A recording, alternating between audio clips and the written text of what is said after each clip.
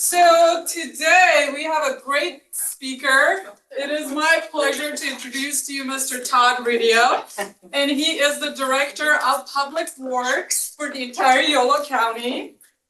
So he's in charge of all of our roads and all of our bridges, and he's here to talk about leadership, budgets, road conditions, transportations.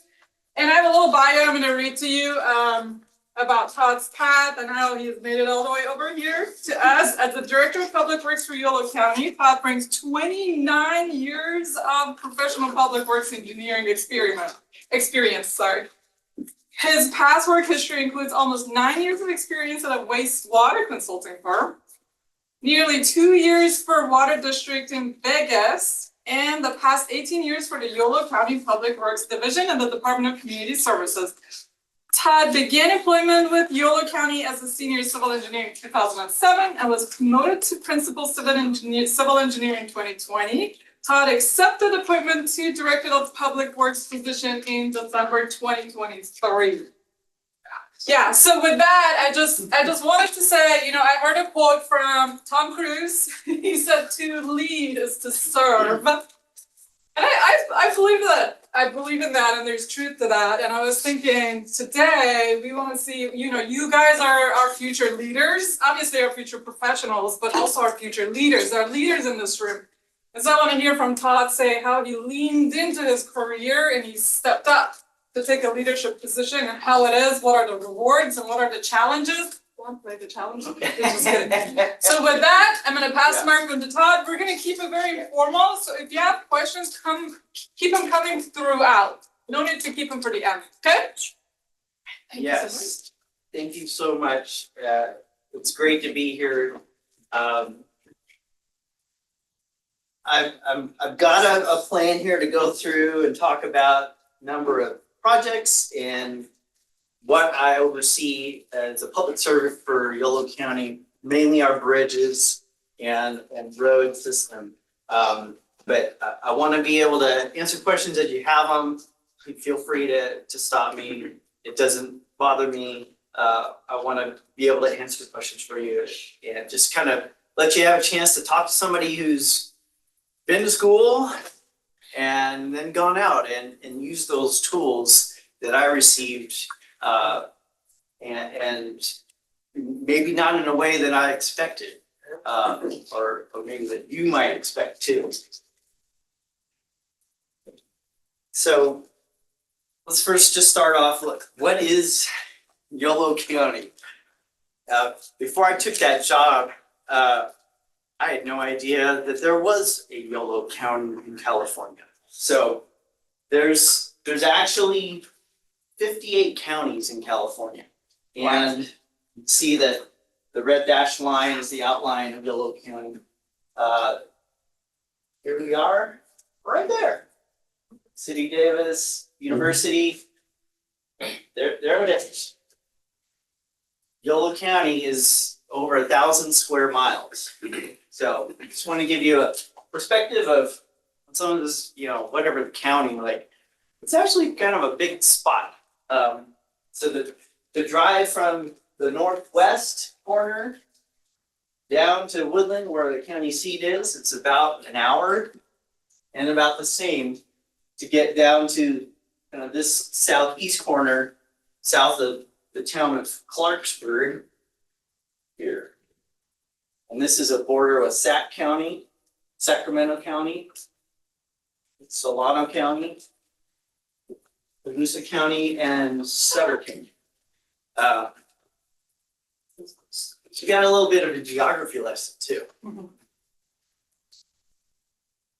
It's a little light, but to give you perspective, here's the whole state of California. There's 58 of us counties throughout and various sizes. And so Yolo County, it's right up in there. There's a question here. So considering that the entire causeway is within your county, how much do you supervise it versus the state, since it's it's the main way between Sacramento San The Francisco. Interstate 80s, where you're talking about that Yeah, causeway. So the state of California oversees interstates and state routes.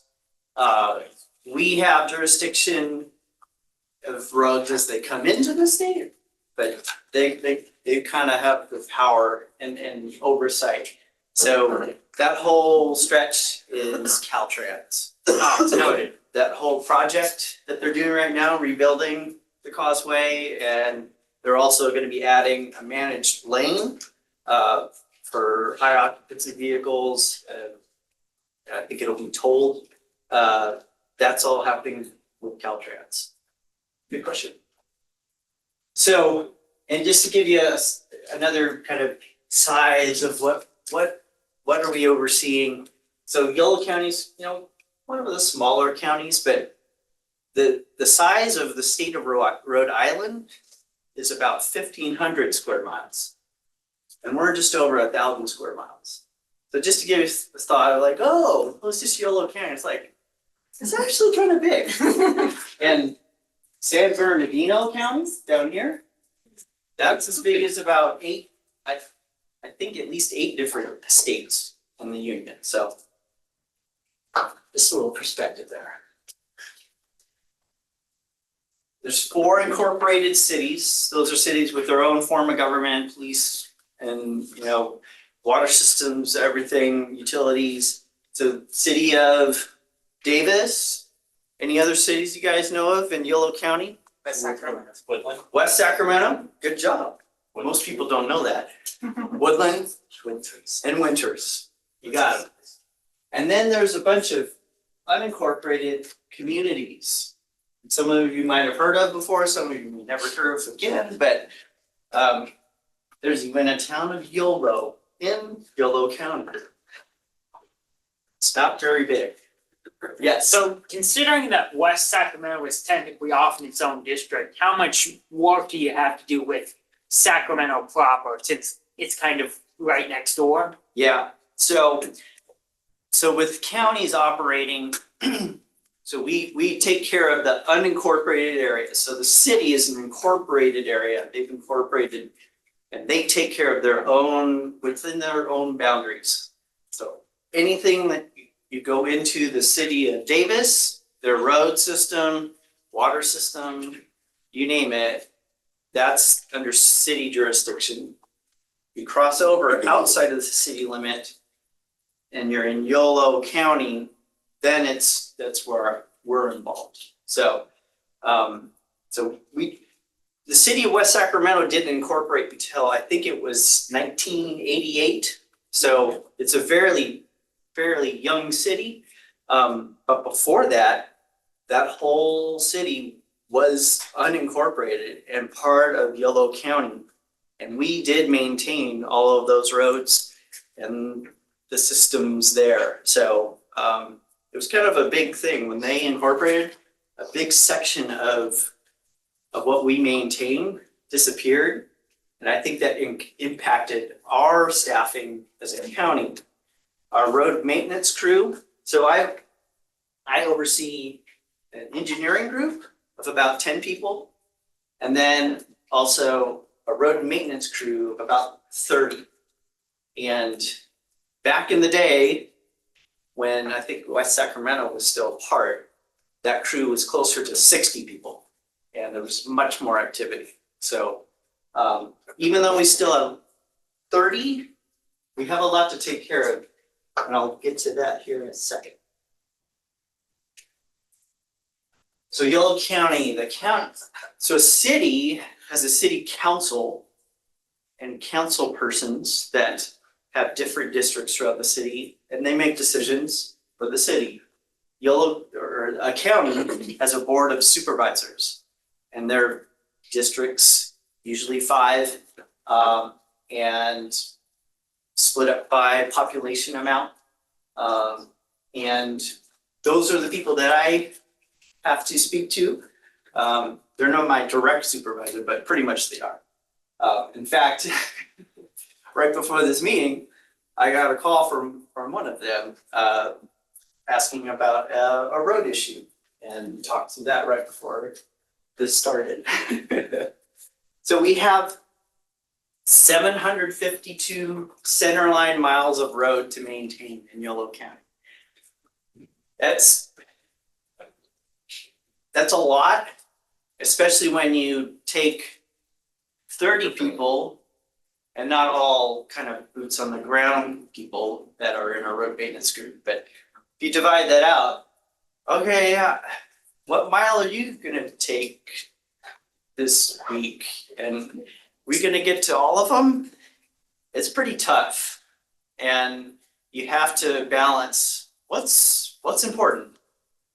What safety issues do we need to deal with? Can we push that off? Is that road in such a bad condition that we gotta do it right now? Or can we wait a little bit? We need to do this other one first because someone might go off the edge and down a cliff.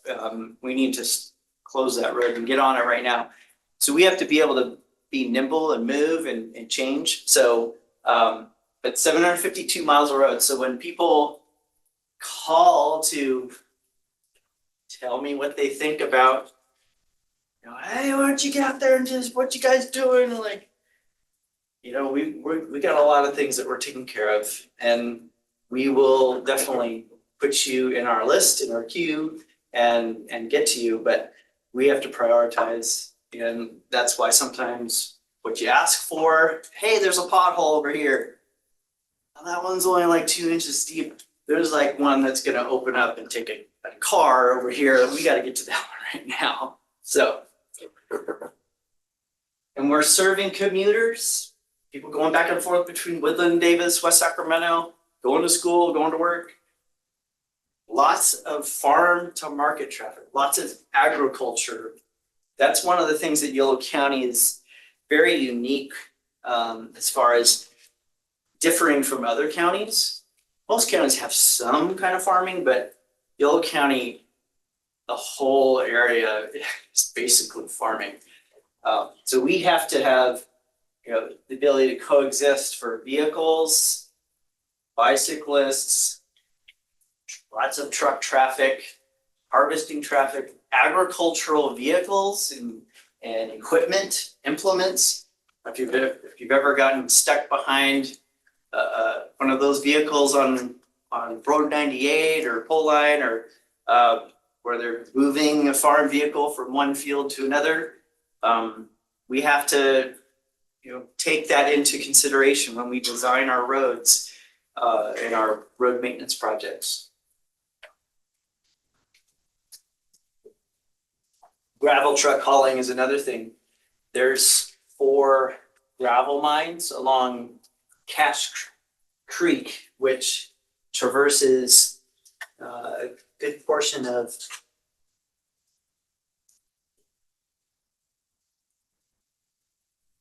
coming up from Rumsey down along Cape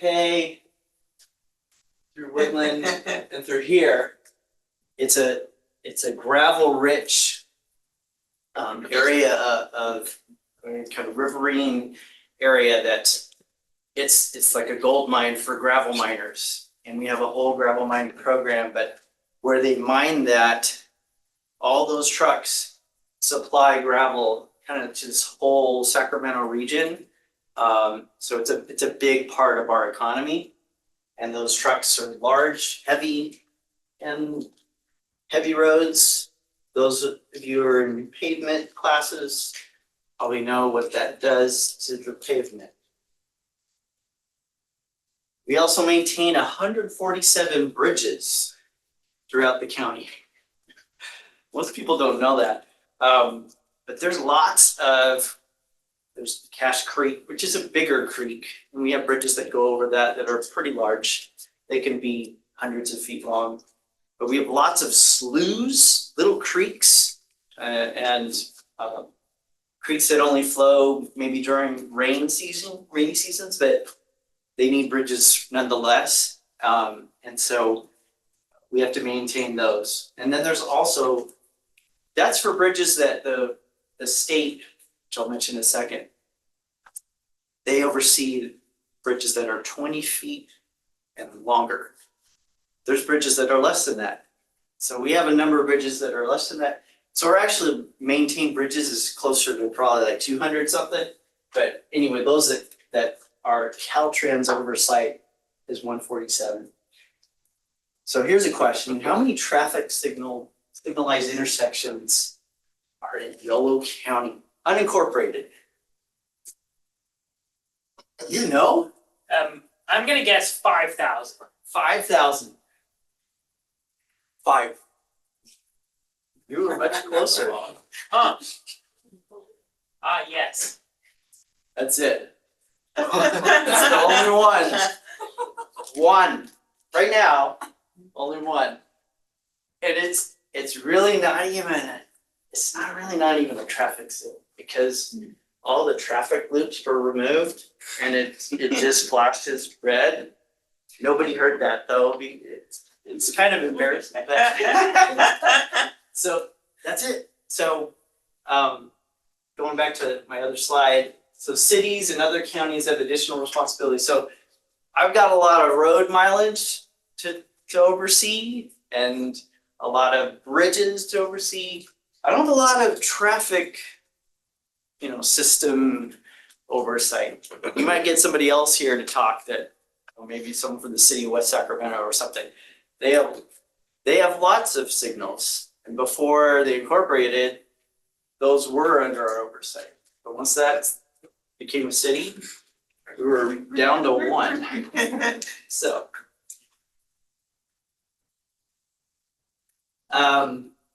this is a slide that I've given to our board of supervisors. They're interested in how do we pick our roads that we take care of? Why? Why that one and why not that one? And some of it's like, just do it because we need to, but we actually do need some sort of plan or guidance. And this is what we've kind of modeled on. Collecting data, accident data, when things happen, you want to respond and like, hey, do we need to do something there? Equity, that's a big buzzword, but it's important because those that might have an in with maybe one of the supervisors, like, hey, you need to come out and do my road and take care of it. But well, hey, you know what? There's this other road over here in this area where this community lives, and they just need a road that's passable to get to town. We need to do that road first. That's where like equity, like, hey, that road might be bad, but we really haven't taken care of this group of people over here. So those are things that figure into our decision making. Pavement management program. So anybody talked about like pavement condition indexes before? Studied that? Okay, so that's what that's about. We get a consultant that has a special vehicle that has sensors on it and will drive over our roads and actually read what their condition is, cracks and all that. It's really gotten pretty crazy over the past few years to give us a snapshot in time of what our roads look like and assign a number of what the condition is for that section of roadway. And based on that, it helps us. Isn't always perfect, but it gives us an indication of like, where are some problem areas and maybe we need to focus in that geographic area and look at those roads because their condition is so bad, it's scoring bad. But then again, you can go out there too. You want to truth the information you're getting. When you do modeling of any sort, whether it's pipe modeling or this kind of modeling, you do want to truth it out. It's like, is that right? Is that looking right? Going out in the field is very important, and making sure like, hey, it's saying it's a score of 70. Like that's got to be like a 40. Like, come on, something was wrong that day with the equipment. So that figures into excessive complaints, of course, all the calls, that does happen. And sometimes that comes into play. Making decisions on what kind of treatments to use. Do we want to just rebuild the whole road? That's pretty expensive. Just a kind of general rule, if you're gonna rebuild a road, it's like right now, it's close to like to $1 million a mile. Might be getting higher than that now. But are there other ways that you can just, hey, the pavement's pretty good. I think if we just do a pavement treatment, which is sealing it, putting a good seal on it, we might get another 5 to 10 more years. And it's 1/10 or less the cost. So you have to make some decisions budget-wise, like how much money do we have? Do we have enough to rebuild 5 miles of road? Which would be closer to like 5 million? Do I have 5 million? No, I've got 50,000. Well, then I guess you're gonna be doing a pavement treatment instead, and it's not gonna be the same. So, or you're gonna look for another funding opportunity to try and get funding if you don't have it. We'll talk about that in a little bit too. Sustainable methods is something that we try to, if there's opportunity to reuse the materials in the roadways that we've got. If we're gonna rebuild a road, grinding up the existing and perhaps treating it with cement to provide a stable base and then put another wearing surface on top of that. Whereas you're not totally removing all the material, like grinding it all out and taking it away and then bringing it all new back. Making that balance, you need to make decisions about that. What works here? Should we try to do something sustainable? Oh, no, it's just like, it's way too much. Or yeah, this is a perfect opportunity to do that.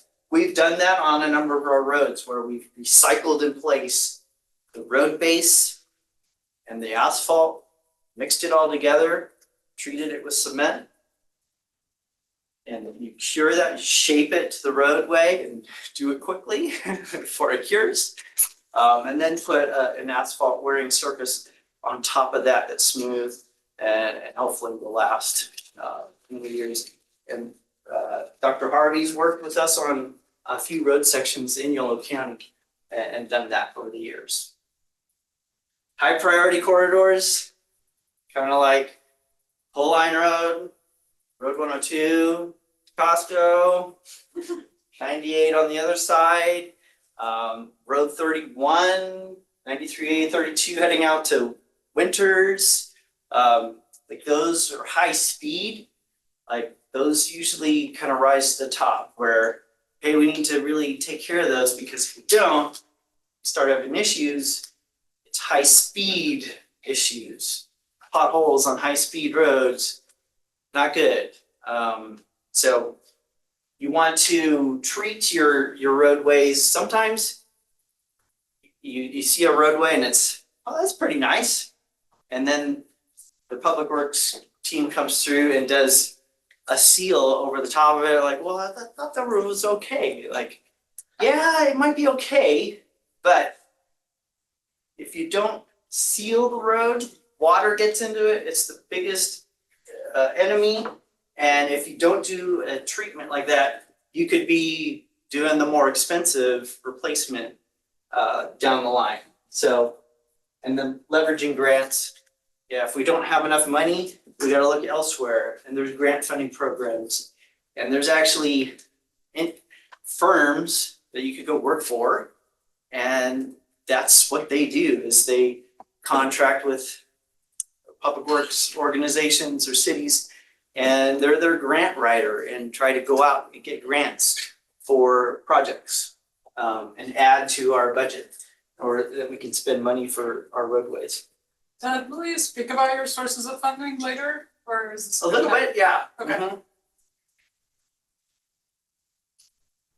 So here's kind of an ideal county road where we've got a 12-foot lane for traffic each side, and we got a 6-foot paved bike, shoulder.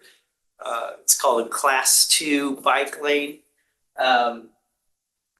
That'd be great if all of our roads were like that. we usually have to do a grant, get funding in order to do something like that, where we're widening out and making it nice and wide like that, because most of our roads are more like this. And you'll probably see that if you drive out there, where it's maybe not 12-foot lanes, it's maybe 10.5, 11-foot lanes. And you see the road shoulder is inch, 2 inches, there's enough to put the fog line, the edge line, which is very important. But there's no real room to go off, or, recovery zone is a term that, it'd be great if you had a 20-foot recovery zone. That's like the ideal, I think, for ASHTO. Yeah, we don't have that usually. So we're competing with farming that gets farmed right up to the edge of our roads, trees, roadside. This is our roadside ditch, which handles drainage from the road. Not for major storm, but for most storms, it should be able to sheet off and go into the roadside ditch. Here we've got an irrigation ditch from a farming operation. And so that's a challenge that we have. Many times they'll even utilize our roadside ditch for their farming, which is not ideal. But Yolo County's been around a long time, and farmers have been around a long time. And it's kind of hard to stop them from doing it, but we try to not encourage that, because water in nearby the road base, that can creep into the road structure and compromise what's underneath the roadway, leading to potholes and just pavement failure. This gives you an idea of Yolo County and the 5 supervisorial districts and how they're divided. There's 2 that cover Davis, District 2 and District 4. District 5 is ginormous. They're done by population. And so that's the area of Yolo County that is the least population. It's most of the farming and hilly areas. So that's why there's this disparity in size. And those get readjusted every 10 years with census data. Going along with our prioritizing projects, one of the things that we have of late have done is our board has asked that, hey, you know what, we'd really like you to get to all the areas of Yolo County and the neighborhoods especially. And this is something that we've committed and given to our board, a few years back, back to 2023, where we're like, hey, we're gonna get out to every community, and we're trying to get there every 15 years to do a pavement treatment.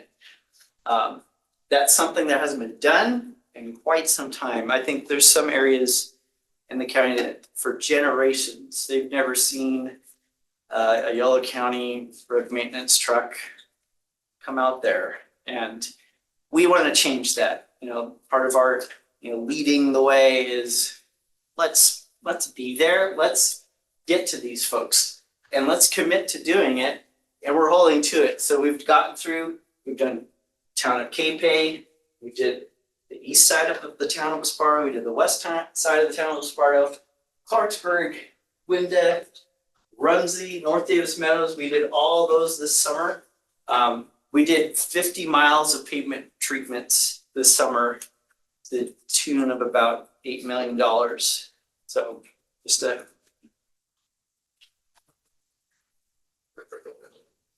So funding our road projects, where do we get it? It's magic. We get it from gas taxes, mostly from the state of California. So whenever you go to fill up your tank, part of that price that you pay are gas taxes that make their way back to the state. And the state then allocates them. Half of them go to Caltrans, State Department of Transportation, Caltrans, because they have a lot of roads, the interstates, state routes, State Route 113, that's Caltrans. I-80, I-5, State Route 16 that goes up through the Cape Bay Valley. Those are all Caltrans routes. The other half is split between cities and counties in California. You remember how big the state was, how many counties there are? How many counties? 58. How many cities? 482. You're right.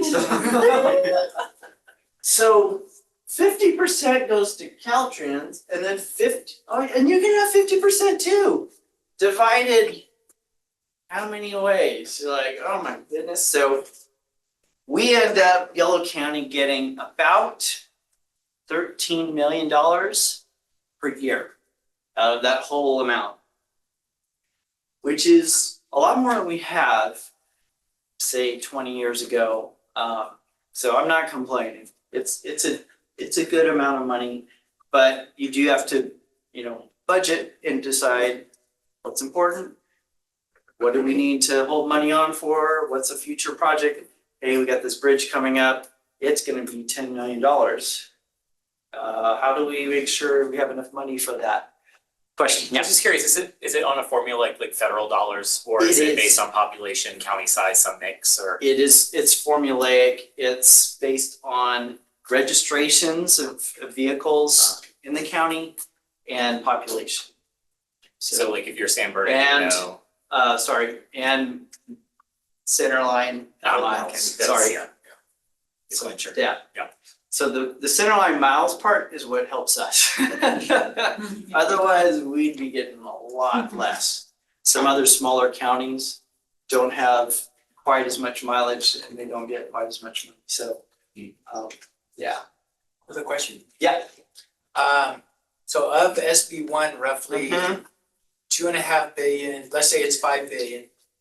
2.5 billion goes to Caltrans. 2 billion goes to local government, but there's a ATP grant program, active transportation. How does that program run, and how do you deal with that in Yolo County level? That, I don't know, but we apply to get that funding whenever we can. But that funding is so competitive. 482 cities and It is, and the last time it was, I think, over 450 applications. And then to have to try and judge, like, okay, so that's funding pot that we've had trouble trying to get. Not sure about how it's all managed, but for us, out of that 13 million that we get from state gas taxes, about 6 million of that is Senate Bill 1, SB 1 part of the taxes. So about half of it is that. The other is HUDA, Highway User Tax Account, which is, there's other taxes that were passed decades ago that are still, being collected for roads in the state. You mentioned that gas taxes are important for funding road projects. I have Yes, a question, if we assume that in the future, the rate of EVs will increase, and how this policy will change? you beat me to it. So, and Dr. Harvey did ask about that earlier. So right now, we're still, for some reason, we're still on an upward trajectory in what we're getting. Even this year is an increase from last year. So I'm like, hey, but eventually, I think that is gonna start decreasing. And when that does happen, I think we're all gonna hear about it, and we're probably all gonna see it. Because we've had a good run with this SB1 tax that was passed by the voters back in 2017. I'm surprised it's still survived. But they did put some protections on it so they could state could try to raid it and take it. So far it's held up, but eventually that could be a challenge. And different agencies, I think, have tried to take a look at how do we deal with that, and trying to look at, for registrations, do we change it up and make somebody pay for the amount of miles that they drive as their registration? Because in an electric vehicle, you don't fill up at all, so none of that tax is hit, just the registration. So there's been talk about that. Nothing's really stuck as far as I know. It's all just been kind of testing, but it's happening in the background. But currently, you're not getting any of the registration, a portion of the registration at all, right? That's going to the cities. No, it all gets distributed, whatever. It gets all collected at the state, Okay. and then from there, it gets distributed. This is all gas tax money, and you get it this much from this particular tax, this particular tax, this particular tax. You don't know if that was from registrations or lane miles. It just, based on the formula, that's what you get. Increased VLF vehicle license fee was a negotiation in SB 1. And that was the first time that they started having to actually pay an increased rate because they were not paying gas tax. Yes. They were subsidizing the rich, basically, who could afford the expensive EVs at the time. That was the argument. Yep. Thank you. Is there another question? Okay. So talking about bridge maintenance is another part. Caltrans has structural engineers that they do inspections of all of our bridges every year or two and determine anything that needs to be fixed. And it's kind of nice because we don't have to do it; they do it. I'm sure we pay for it somehow, but based on that, we then respond. They say, "Hey, you need to take care of this." Okay, even though it's their inspection report, the bridge is in Yolo County. It's therefore Yolo County's responsibility. We're able to use gas taxes for that. It's part of the transportation system. We're not allowed to use gas taxes for everything though. So, say for, hey, Todd, can you guys look at putting in a shared use bike path from X to Y? It's off the roadway, just for bikes, peds. Sounds great. Love those. Those are great. However, because it's not part of the roadway, it's not qualify for gas tax funding. You have to get a different revenue stream that isn't dedicated. So that's a challenge with part of my job is, there's a lot of asks. If it's on the roadway and I can tie it to that, that's not so much of an issue. But for special asks like that, hey, there's a bunch of trash. It's just right over here. Well, our county right of way ends right here. That's on private property. Could you just do it? I can't really do that because I'm spending the public funds to take care of a private issue. Although it might be somebody just dumping it, but there's things that I have to deal with there, decisions to make. Sometimes I make that decision when we do it, but shh. Public safety is involved. Usually you have to kind of to do it, but anyway, question. So do you ever have to deal with projects where there's a case that it may be close enough where you can consider it part of the roadway, or does it have to be like directly attached to the roadway for it to count?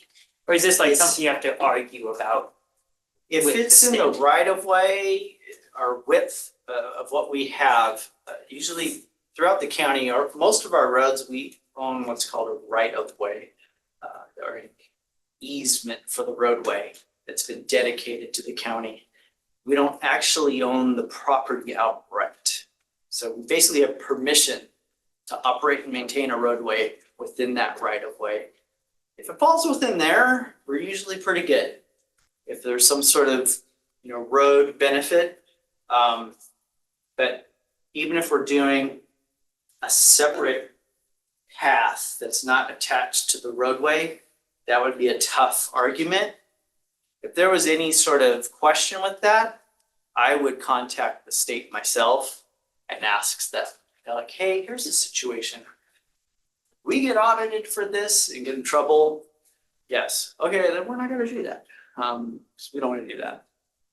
Speaking of the like shared use like paths that are separated from the roadway, Yeah. do you have jurisdiction over parts of the bike path between Davis and Winters along Russell Boulevard, like outside of Davis? Yes. Okay, I was Yeah. curious if there's any like planned maintenance for that path.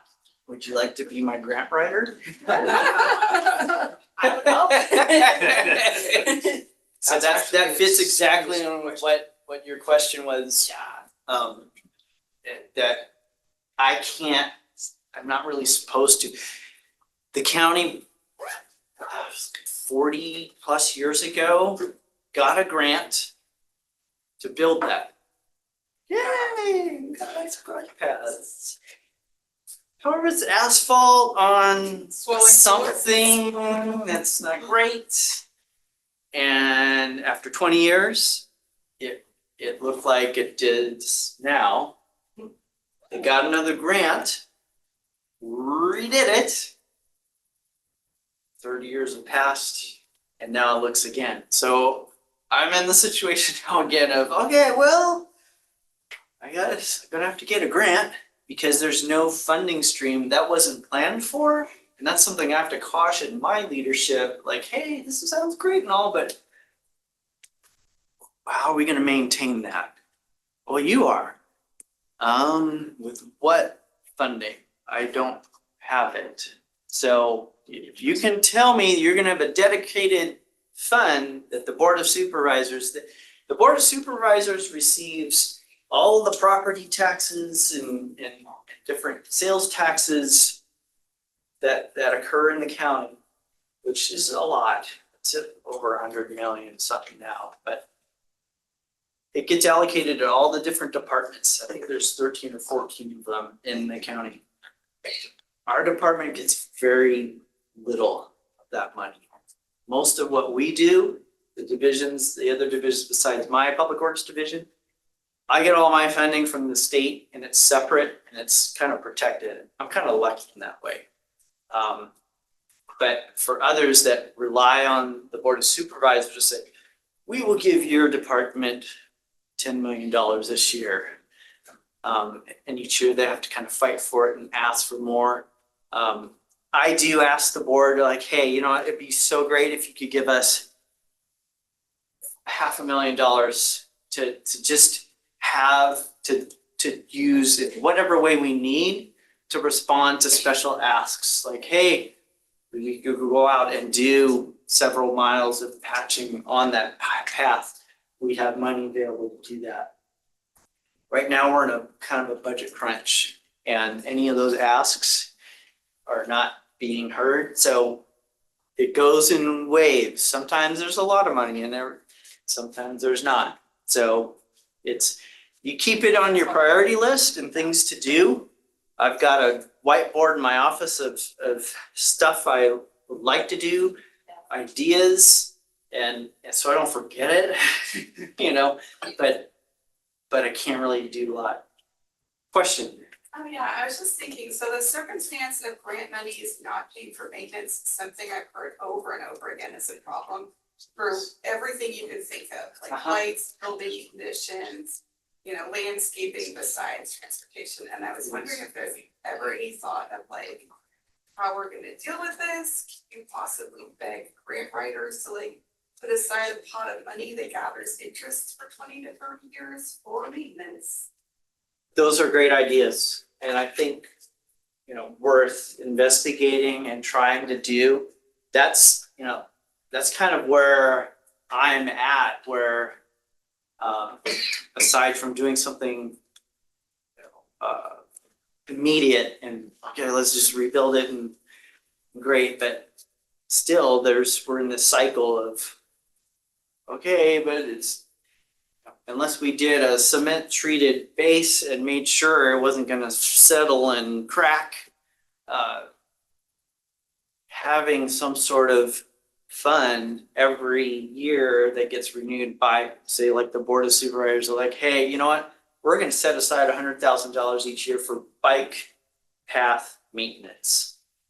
That would help me out hugely. And if you'd like to talk to your supervisor, I don't know if you're in District 2 or 4, or Drop it.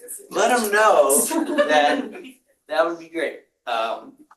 It's that kind of funding, we've been able to do like advanced studies for roadways where I've got a project queued up on Road 27 between State Route 113 and County Road 102 pole line extended to widen that road and provide Class 2 bike paths along that section to connect pole line 102 to the Davis Woodland Bikeway, where there is a bikeway, and that you'd have a way to get between both if you'd like to go that way and connect to that part of Woodland or that heading that to that side of Davis. I've got that queued up. I got road contingency funding from the Board of Supervisors and spent it in that way because it's widening the road. I'm not putting it back the road. We're putting on bike paths and did geotechnical analyses for redoing the road and got it all ready to go. But I don't have anything to build it yet. And then the thing I did was, I'd rather have a shared use bike path. It's safer. But because if I put on Class 2 bike lanes instead, then it's part of the road and we can keep maintaining it, have that funding stream. But until I get something else kind of tied to that. So good question. Yeah. How much of the 2022 bipartisan infrastructure bill funding were you able to get awarded or apply for like basic maintenance, like bridge maintenance for road? Were you able to capture some of that funding? And if so, like has any of that been rescinded since then? I think some funding we have. I don't know if the Safe Streets for All is included with some of that. And we have right now, we received a grant to do a safety action plan for the whole entire Yolo County transportation network and analyze that. And then also, we're also taking it a step further and we've identified, I don't know, about 13 different corridors in the county that are of kind of high, I don't know, areas that we were, concerned about and want to maybe do something more than we are currently and have more of a traffic engineering, specialty firm looking at that. We got about $300,000 through that, but I don't think we've gotten much from that. Yes. So is there like a Yolo County 15-year road plan? And if so, how does your group tie into any of those plans as far as the long term? Yeah, good question. We've got about a 10-year map where we're looking at, okay, all those different things that we look at as far as like what are we looking at and who are we selecting? Another part is geography and okay, if we're gonna do this road, it really needs it here. What about these roads nearby it too? Like we wanna do it where we go to an area, have a contractor kind of, scale of work sort of thing where they're here, they're in the area, let's do all of these roads. They're in similar states, rather than let's just go do this one road, then we go do this one road. Although that road might really need it and do that one and that one, but okay, maybe we do that one 2 years from now when we do that geographical area. So we have a plan that's 10 years, 12 years out, where it's not in stone. It's something that we kind of change and shift, sometimes monthly, depending on what's going on, but usually yearly. So we do have a roadmap for that. Yeah, good question.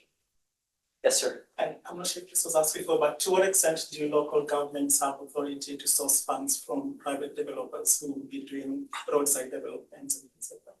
So that's usually what happens there is if a developer is going to be, putting in some sort of agricultural industrial development along a county road, depending on what they're going to be doing to connect to the road, their accesses, what kind of traffic load are they bringing, how many trucks per day, not only for circulation, but road damage, and how is that going to impact nearby intersections? We have the ability at that point, because they're applying to, not to Public Works, but to planning division in our department. And then based on what they're gonna need, they might need some sort of use permit to operate what they're doing. They might need to subdivide the property even, like it's a large agricultural parcel that's 500 acres or something, and they're only gonna carve off 10 and use that. All of those are things that are oversight by planning first, and then they reach out to all the other different departments and divisions that cross paths with development, like Public Works, for transportation access. We also kind of oversee stormwater pollution and catchment and control. They don't just throw it all, just drain it to the county road or to the roadside ditch, right? Whoa, no, you're gonna have to put in a detention basin and hold your water because you've paved over all this area. It's now no longer, it's now impervious. All of those costs and negotiations happen at the beginning of like, well, here's our project. This is what we're going to do. Okay, well, you're out in the country. There's no sewer system to connect to. You're going to have to do a major septic system that's perhaps overseen by the state of California versus us because it's major. There's a whole lot of things there that get decided, as well as, hey, this road is horrible. You're going to be putting trucks on it now. My staff can negotiate like, hey, you know what, you got to rebuild this road from here to here. And it could be $1 million, $2 million. I mean, it could be a lot. And it could be too much. Like, oh, then we can't develop. Okay, well, we started there. Let's work to where we can, because the Board of Supervisors wants this growth to happen. Well, at the cost of transportation, or do we meet somewhere where we can make it work and it's reasonable and not too onerous on the developer? That's a lot to develop. Yeah, Sorry to ask more, but that's all right. so I know Sacramento County in their Air Metro Park development, basically like all the new developments that are occurring in the Greenbrier area, so like near the airport, I think they have planned where each subdivision, each parcel kind of pays into a generalized transportation fund. Is that something that like Yolo County has looked at, or is this something that's already incorporated? We really haven't done much with that sort of thing because there just isn't a whole lot of development that happens in Yolo County. It's really because it's so ag-centric. It's the development's really been kind of driven to cities like that. Hey, that's where you really need to do it. If it's an agricultural industrial type of thing, I think that's open arms, welcome. Seed research facilities are big in Yolo County and encouraged. But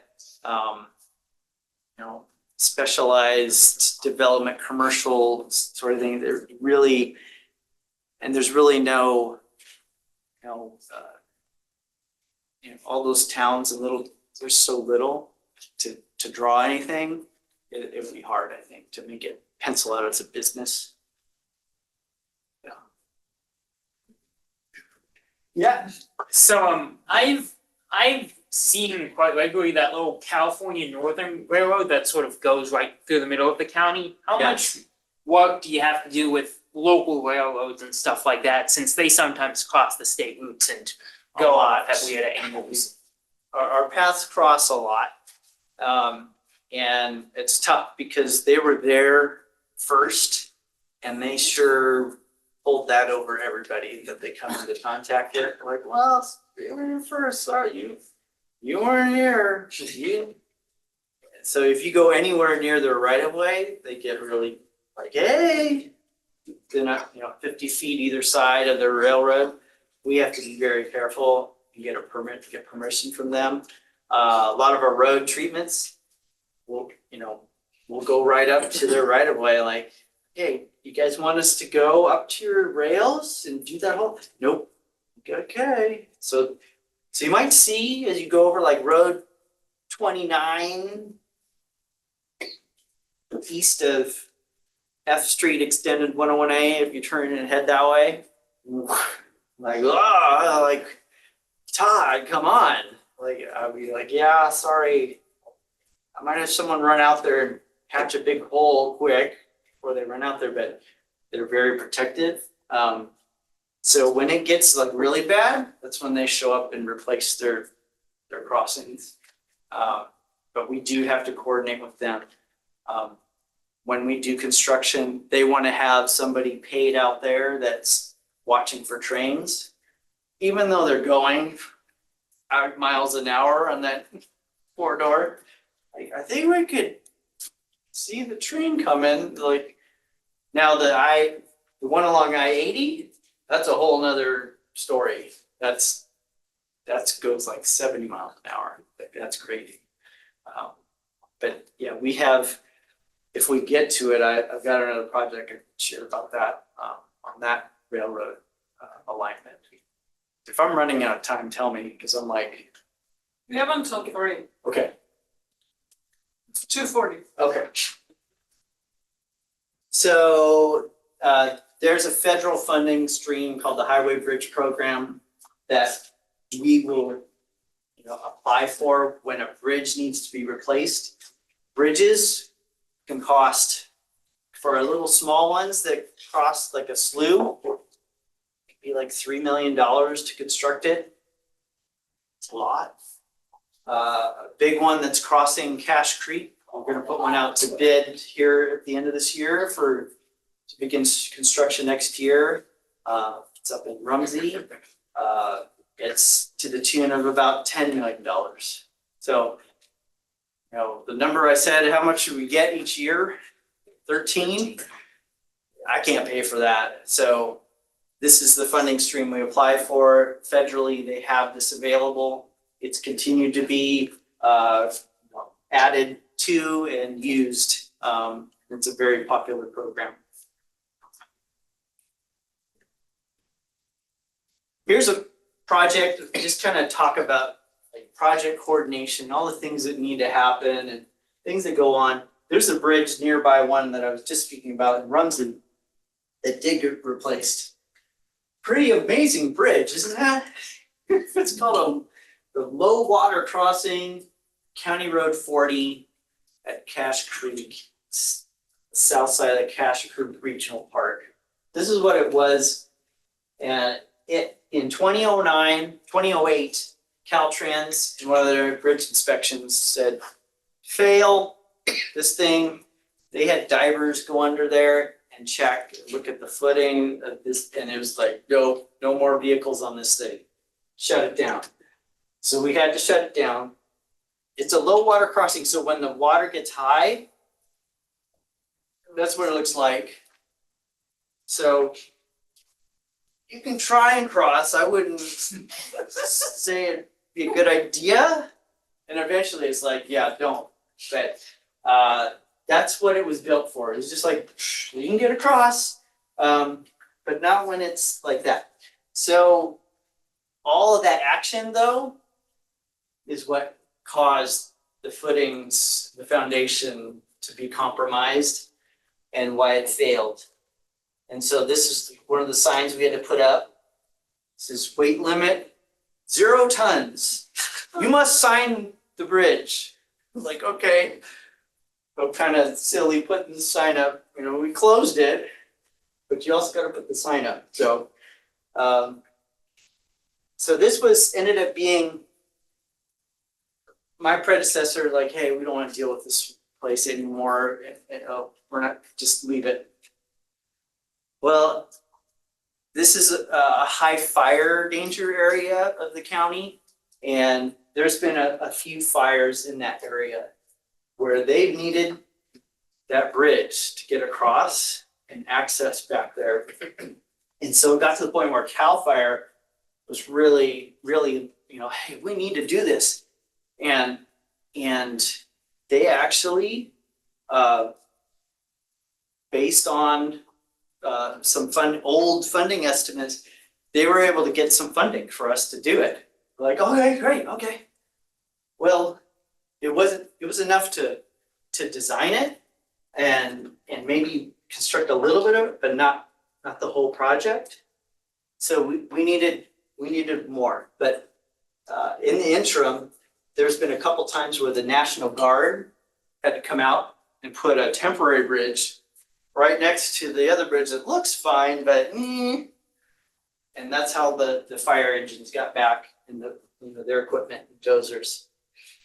So we were able to get that funding stream from CAL FIRE, which is in addition to what we normally get. And then we also applied to the Highway Bridge Program. It's like, hey, we don't have enough to do it all. Could you supplement as well? And they did. And so we were able to get a total of $2 million from one stream and $2 million from another, and begin construction. And that's during construction. One of the challenges of this project was, hey, why don't you, I mean, this is a low water crossing, let's make it a bridge, a real bridge. And so we did, and you wonder like, well, why didn't you make it like a real bridge? And this is kind of down at the bottom of a slope, and we had initially tried to design it to come across up here more, where we had some elevation to provide a little more clearance underneath the bridge for higher event, flow events. But because this whole area is original homeland area of the Yochadihi Wintu Nation tribe, this area was identified as a cultural resource area where there's evidence of ancient activity there, and we really can't disturb it. And if you're gonna do that, then you have to have monitoring like every shovel turn that you do. Like, okay, I guess we're not gonna go there. So we went in the already disturbed area where the existing bridge was. That was the challenge we had. We had initially designed it over here. And so we're like, okay, we're putting it over here. And we're gonna put a curve in the bridge because of the kind of the tough turns there. We had to design it for CAL FIRE's equipment to be able to make the turning radii coming down and then back up this way. This next photo, the completed bridge, shows you what the constraints there of what it was. So pretty cool little project though. That was about a 5-year project life on that one. That's pretty fast for a bridge. Normally you're looking closer to like 10, just with all the coordination challenges that you have to do. And I'll go over some more of those. You got a question? Yeah, sorry. Just this bridge project, Mm-hmm. can you share how much it costs? Construction, I think, was about $4.2 million. So let me talk about, there's another, that's the pretty picture. You may not be able to see the reflection of the bridge rail. Yeah, so that's for the postcard.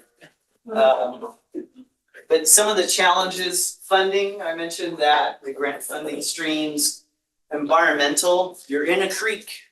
Environment is on higher alert. So we had to remove some trees. You have to do those certain times of the year when birds aren't nesting, bats aren't nesting. Hi. Is this? Class. Yeah, okay. Okay.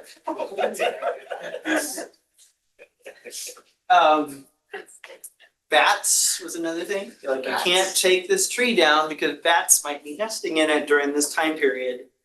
And making sure you and have a biologist that clears that and investigate much. Okay, yep, you're good, you're good. Sorry, to take those trees down. Permitting, most creeks are under the jurisdiction of the state of California and perhaps federally too. And so for that project, we had to get a permit from the Army Corps of Engineers and Central Valley Flood Protection Board and California Department of Fish and Wildlife. And those are long application and review processes that could take 2 years to do just for the permitting. The environmental process takes another probably year at least, depending on the complexity of the issues or the species that might be affected, frogs, in addition to bats or garter snakes, turtles, cultural resource protection, I mentioned that, weather. So that project started one year, I think it was 2021, and they built the diversion and got ready. They were gonna do like the first, do the piers and then winterize for the winter and then come back in the next spring. So they did that. And then, but the rains came a little too early.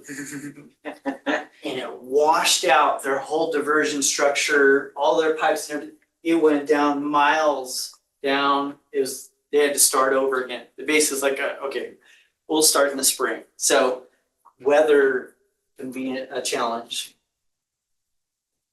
And then another thing about the cost, good question, that bridge in another spot might be $1 million less because it was remote. It's like an hour away from town, from like Woodland. And anything that is gonna provide services for that, you add, if you're even going to Woodland, probably have to figure that in, but now you're going even that much farther, where you're taking the concrete that much farther. And you gotta make sure the quality of the concrete is good when it gets placed. Has it been sitting for 4 hours in their truck and then they're just kind of throwing it in there like, hey, wait a second. So there's important things there. Cellular coverage, there's no cell coverage out there. How would you communicate? I mean, that's a challenge. And then cost of materials, everything just costs more to build there. Yeah. So I know it's still in the sort of emerging technology stages, but for your more remote projects, have you considered, has Yolo County considered, or have you considered, or is it on the table for options like, Starlink and other ones that have worked previously in remote middle of nowhere areas, or is that still something that's in the 10 years of review and 15 years of consideration phase? What did you say? Starlink, that or other ways to get coverage by satellite. Oh, okay, Whenever gotcha, it's- okay. whenever it's remote. I'm sure there is. This was like 4 years ago, so yeah, it was bring something out there, boost up the signal, or drive back 10 minutes to the nearest town that had an antenna. So there was ways around it. It's just, it makes it a little bit more challenging to communicate. For out of curiosity, completely unrelated. It seems as though just doing anything is very intensive in terms of efforts. It is. In regards to the funding aspect, what percentage of that goes towards actual construction, repair work, maintenance? And what percentage of that is pretty much everything else, like administrative, hiring experts? I'd say, for a construction project, you figure probably at least a quarter of what the projects cost. Quarter of that would be about what you'd need for all that other design, coordination, and Feasibility studies, all of that. So it's a lot, especially if they're complex. So it's not cheap. So whenever it's like, yeah, just get a consultant, like, you know what their hourly rate is? Like, start to like $300 an hour, just to get them to talk to you. Yeah. And just follow up on that, is there any, plans to, recruit in-house specialists? In-house specialists, like for, Well, you said that you might need to hire consultants, why not just hire them in-house anyways and send them out? so the amount of projects that we have, where, okay, would I have that person busy all the time? Or just for that one project? I kind of have to decide that. But also, to have somebody that's just a bridge engineer. I think I need somebody that's a little bit more able to do more than that. Not to say that they might not be able to, but we did have a bridge engineer previously, and that worked out fine. Sometimes it's just a matter of who you interview too. Sometimes you get people that have structural experience and can help you and supplement what you do, and maybe you don't have to go out for as many things like that. Oh, I can handle that one. Another specialty is like hydraulics and hydrology, for a new development that gets built. And hey, this is our detention basin. Look at that. Like, looks kind of small. Let's review your calculations. And well, if I don't have somebody to do that, then I gotta go out. But if I do have someone that has some experience with that, hey, can you look at this? You have some comfort in that? So it depends on the situation, but ideally if I could have, here's my bridge person, here's my road person, here's my geotech person, that'd be wonderful. But usually consulting teams, consulting firms, that's what they do. They've got their surveying arm, their road design arm, their grant consultant arm, their, whatever, and they have that, and then can do it quickly versus you like, hey, in addition to your all these job that you have currently at the county, now you have to take on this bridge design project too. That's something you have to, as a leader, look at like, oh, I don't think we can handle that. That'd be a little bit too much, or yeah, no, he's gonna have, or she's gonna have this big old, time frame of not much going on. That might fit really well. Good questions to ask. Hey Todd, Yes. we can take a second and see if there's any questions from our Oh, yeah. online participants. Sure. Just wait 30 seconds, just to speak up, because I don't see the screen or the participants or the chat box.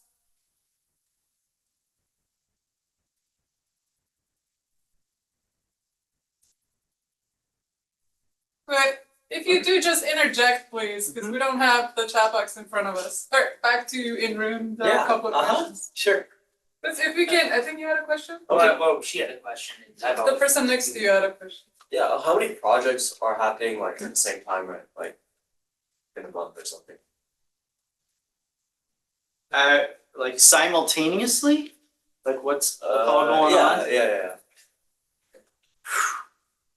I'd say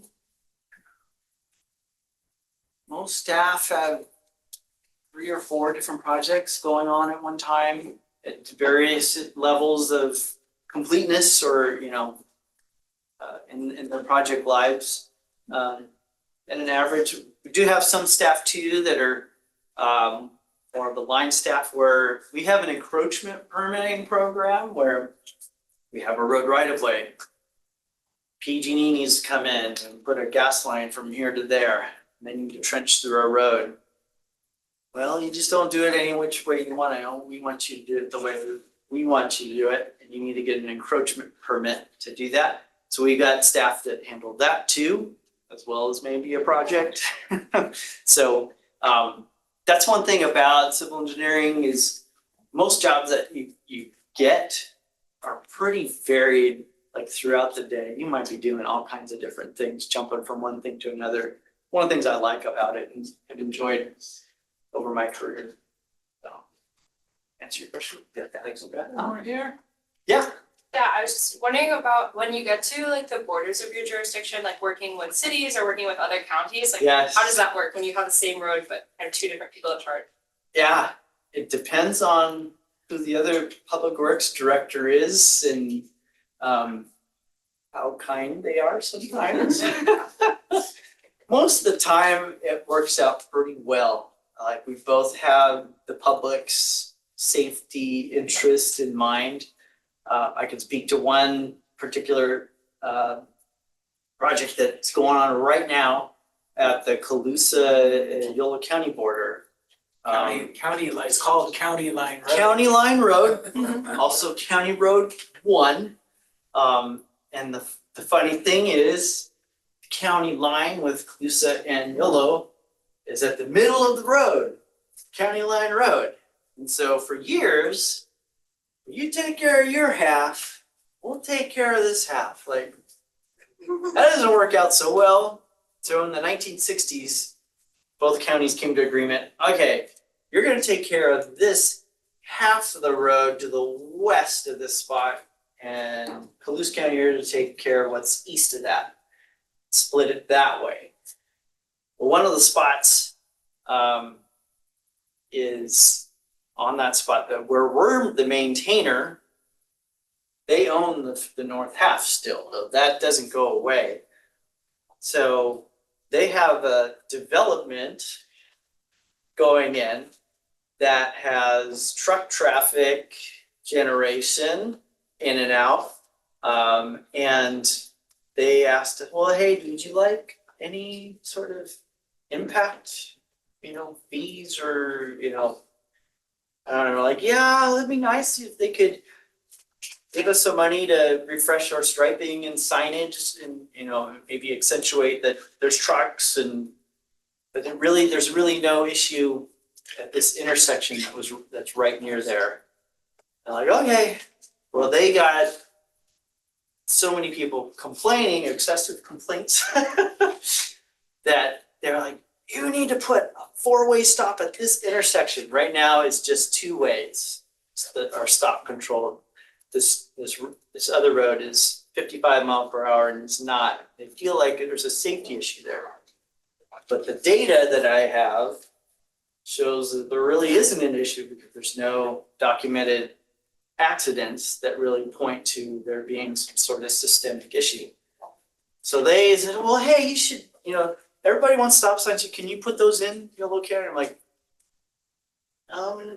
this is your project, Colusa County. We'd be happy to work with you. And I'd be happy to say, yes, I think we can put stop signs there. However, this is being driven by your project. And I think it really ought to come through you. You can take that to your board and get that passed, because you have to do that for new stop signs. The Board of Supervisors or the City Council, they have to approve that. And then I said yes, and then I'll follow suit with our board or our side of the intersection. We're gonna do the same. So we worked together. Yeah. We had to negotiate a little bit, Yeah. but it worked out all right. So Todd, sorry to Yes. cut it short. No. This has been so engaging, so it's been amazing, right? But we have 2 minutes late and students may have class after this, so I wanna be Yes. mindful of that. Can you talk just for 2 minutes about your leadership position and what's rewarding about it? Why should Yeah. anyone step up to lead a position like that? And work Sure. for county, work for local. Yeah, worked for local government. So I was first in the private sector and it got to the point where it was, okay, I'm designing and designing, which is great. But then they ask a little bit more of you as you get further along. Like, hey, you're gonna lead the project. Okay, that's great, I'll lead the project. Well, now you need to drum up business for the firm. And I'm like, I'm not a business person. I'm not a salesperson. No, thanks.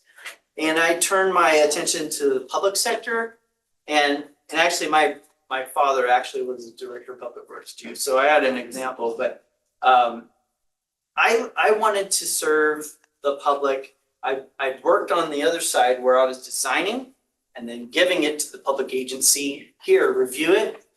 And now I went to the other side where I'm serving the public in the public's interest, receiving things to look at, like, okay, no, that's not safe. Oh, no, I've got this other experience that I can draw from. So that's something that I wanted to do. And thankfully, Yolo County gave me that opportunity and started as a senior civil engineer there. Not having any real goal of going further than that, but I did lead, younger engineers, which was nice. But as retirements happen and people move on, there's places to fill, and you can either stay where you're at, which is safe, but you can also challenge yourself. And so I did. I applied for that next position once our principal retired. Actually, not the first time, but the second time I did after somebody filled in for a little bit and then they retired. I'm like, okay, I think I'm ready for this. I want to lead, and as the principal civil engineer, I led basically the design aspect of the engineering group, that 10 folks. Something that I think I was prepared for in all my career leading up to. And then other circumstances happened too. And so the director, which was the next position up, became available. It's another step, and it's another step of kind of courage, a little bit of faith, I think, and just knowing that, hey, I know what I'm doing. And if I don't, I know who to ask. That's something to, don't be afraid to ask questions. I have to ask questions all the time still. And I'm like the boss. I don't know it all. But I was a little reluctant going into this role. There's a caveat that now I'm at will. I serve at will of the board and my director, instead of I'm protected by a union or something that could, now it's all on me. But I've got staff that I'm pour into and communicate with, and they support me, that I have confidence in. And it's been fun to lead them. It's been fun to learn too how to lead a road maintenance group. I had no idea I'd be doing that 30 plus years ago when I was in college. And then employment Yes. opportunities and how it is to work at the It's, county. yeah, I'd say, try to apply wherever you can. I could have been picky and not gone to where I went. I went from California to Las Vegas. It was the only job offer I got out of college. It was either move back home or try this place out that I never thought I'd ever go to. And I did, and it ended up being one of the coolest places to go. I did leave it, but like here's some of the projects I got to work on, pipelines that you could, drive a car in, large, like I wouldn't have had that opportunity if I had like not taken a chance. So don't be afraid to like, well, hey, let's give that job a try. And maybe it's not exactly what you're looking for. I'm still, I don't know if I'm doing what I'm supposed to be doing, but it's worked out pretty well. And the people I work with are pretty amazing. They're all, great people to work for. And I'm not sure what other It sounds good. questions you want to No, ask. it sounds good. We're gonna have to wrap it up, but Yeah. I don't know if you can stick around if there are other I can questions stick on around. this. Yeah, Okay. I've got time. Well, Yeah. then, thank you so much for You're the welcome. talk.